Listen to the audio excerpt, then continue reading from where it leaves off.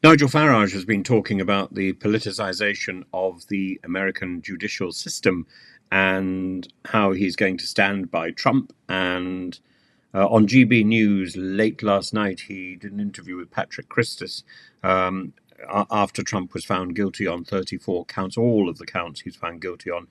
And Farage immediately said, well, this is the sheer politicization of the American judicial system. 98% of all cases brought to court result in guilty verdicts.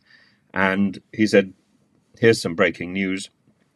The Trump donation website has just crashed, meaning that so many people across America want to support Trump. These are middle swing voters, he says, and the whole case was concocted.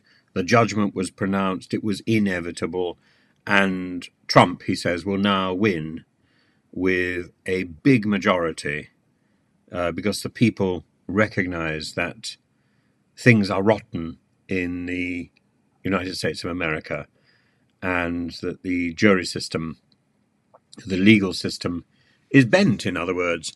That's quite a statement by a foreign observer about the state of justice in another country.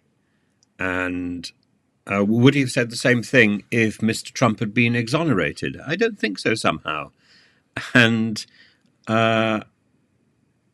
it also makes one wonder about the sort of justice that would face someone like Julian Assange should he be extradited to the United States.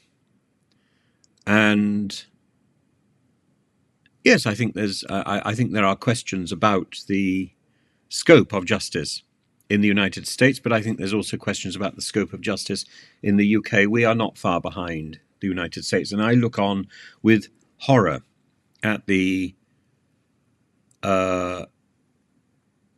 problems faced by so many doctors who are caught in the process of whistleblowing and who are then dragged through the courts or dragged through employment tribunals and whose careers are wrecked simply because they called out something that was correct, simply because they called out a problem. And the system is too powerful.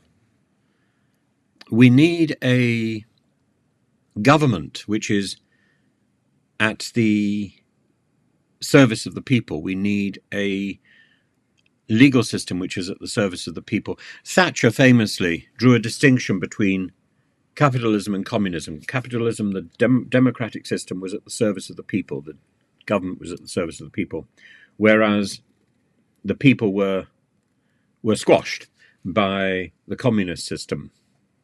I think she's wrong. I don't think that distinction was between capitalism and communism, or democracy and communism.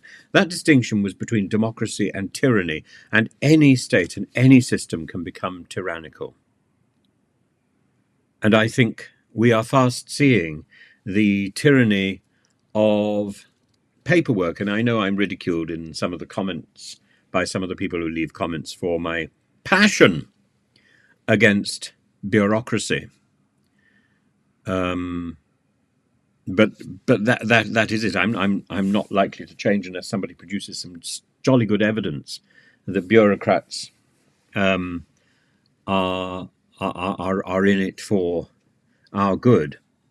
And as long as bureaucrats are making more money than the people who do the work, I raise an eyebrow and I wonder if this is the right approach. When bureaucrats in the National Health are making more money than senior surgeons, senior consultants, I think there must be something wrong. Don't you?